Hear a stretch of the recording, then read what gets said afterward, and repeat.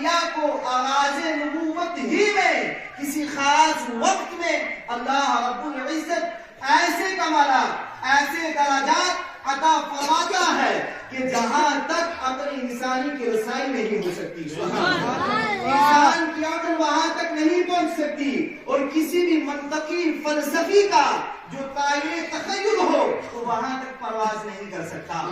حضرات کوئی بھی کتنا بھی بڑا عالم ہو، کتنا بھی بڑا محدث ہو، کتنا بھی بڑا فقیہ اعظم ہو، اس کا وہم و گمان وہاں تک نہیں پہنچ سکتا۔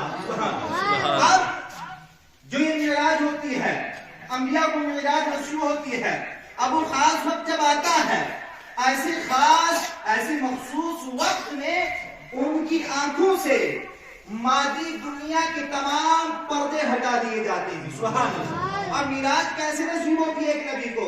جب وہ خاص وقت آتا ہے، اللہ اپنے نبی کو کوئی کمالات، درجات پر فائز کرتا ہے، معراج کا وہ منصب عطا کرنا ہوتا ہے، تو دنیا کے جتنے بھی پردے ہوتے ہیں وہ سارے ان کی آنکھوں سے ہٹا دیے جاتے ہیں۔ سبحان اللہ۔ اور پھر بصارت اور سماعت کے اسباب جتنے بھی ہوتے ہیں ان سب کی جو ہے تمام دیواریں گرا دی جاتی ہیں۔ سبحان اللہ۔ اب دیکھنے میں جو دیوار حائل ہوتی ہے وہ گر جاتی ہے، اب سننے میں جو پردہ حائل ہوتا ہے وہ گر جاتا ہے۔ پھر ہوتا کیا ہے کہ انبیاء کی شان اور عظمت کے پیش نظر دنیا کے جتنے بھی ظاہری و باطنی پردے ہوتے ہیں وہ سارے ہٹا دیے جاتے ہیں۔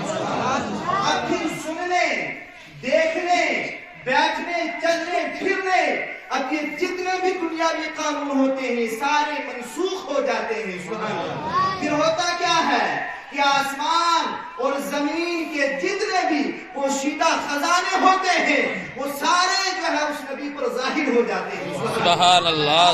عرش کے جتنے بھی مخفی مناظر ہوتے ہیں، مکان ہو چاہے لا مکان ہو، ان کے جتنے بھی سربستہ رموز و اسرار ہوتے ہیں وہ ایک ایک کر کے بالکل بے پردہ اور بے حجابانہ انبیاء کرام کے سامنے آ جاتے ہیں۔ سبحان اللہ۔ اب انبیاء کرام جو پہلے گزرے ہیں ان کی الگ الگ معراج تھی۔ حضرت ابراہیم خلیل اللہ علیہ السلام کی جو معراج تھی وہ قرآن یوں بیان فرماتا ہے، وَكَذَلِكَ نُرِي إِبْرَاهِيمَ مَلَكُوتَ السَّمَاوَاتِ وَالْأَرْضِ۔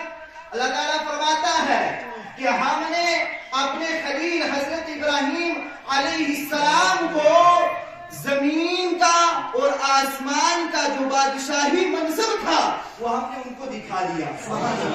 یعنی زمین کی اور آسمان کی بادشاہی حضرت ابراہیم علیہ السلام کو رب فرما رہا ہے کہ ہم نے دکھائی۔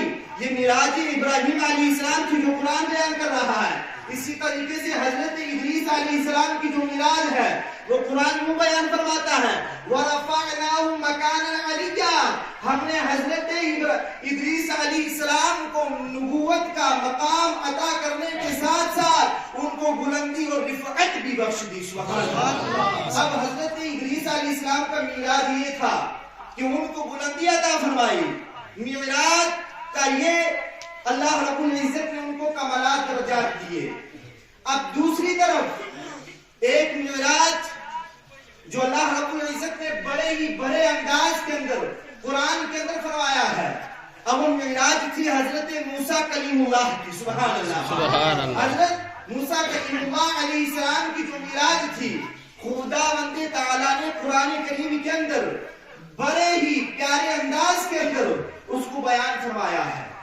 اب حضرت موسیٰ کلیم اللہ علیہ السلام اللہ کے نبی تھے، ان کی نبوت کی جو خصوصیات ہیں ان میں سے ایک خصوصیت یہ بھی تھے کہ حضرت موسیٰ علیہ السلام اللہ تبارک و تعالیٰ سے کلام کیا کرتے تھے۔ سبحان اللہ۔ اور حضرات دیکھیے اب اللہ رب العزت ان کے ساتھ کلام کرتا تھا، اللہ رب العزت ان کے ساتھ گفتگو کرتا تھا۔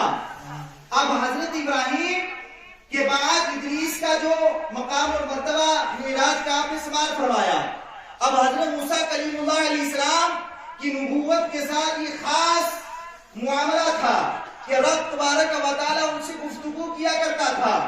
اب حضرات دیکھیے جب یہ خصوصیت حضرت موسیٰ علیہ السلام کے ساتھ خاص تھی، اب ان کے دل کے اندر ایک تمنا، ایک خواہش یہ بھی ہوئی کہ جو رب تبارک و تعالیٰ پردوں کے پیچھے میرے ساتھ کلام کرتا ہے تو اس کے دیدار سے بھی مجھے مشرف ہونا چاہیے.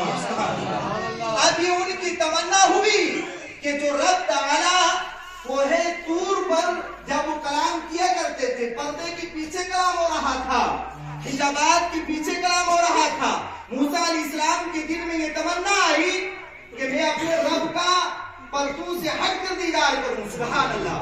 اب چنانچہ حضرت موسیٰ کلیم اللہ علیہ السلام کوہ طور وادی سینا پر گئے اور بارگاہ الہی میں اپنی خواہش کا اظہار کر ہی دیا.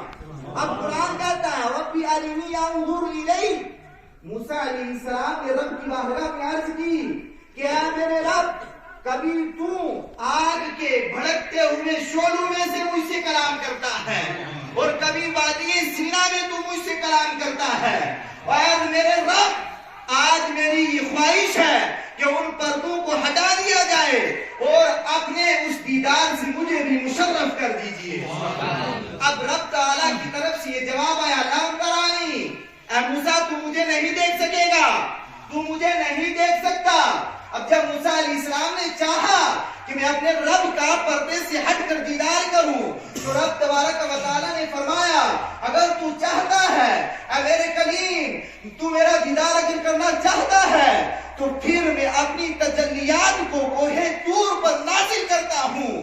اگر جو پہاڑ جو ہے اپنی جگہ ٹھہرا رہا تو تو مجھے دیکھ سکے گا. سبحان اللہ. اب یہ بات ہوگی.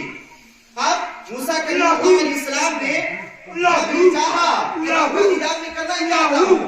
اب جب وہ حسن نامحدود قدیم کی ایک معمولی سی جھلک جو ہے وہ ہلکی سی تجلی کی صورت میں پہاڑ پر پڑی تو پہاڑ جو ہے وہ ریزہ ریزہ ہو گیا. سبحان اللہ. کلیم اللہ جو ہے وہ بے ہوش ہو گئے. اب حضرات دیکھیے، کلیم اللہ ادھر اللہ سے کلام بھی کرتے ہیں لیکن ان کے نبوت کے اندر ایک عصائے خاص تھا، ان کو یہ بھی اللہ رب العزت نے ایک اعجاز دیا تھا. اب کلیم اللہ بھی ہیں، آپ وہ عصائے اعجاز رکھنے والے کلیم اللہ جو ہیں وہ اللہ رب العزت کے پردہ ہٹا کر جو دیدار کرنا چاہتے تھے اس حسن جمال سے محروم رہ گئے.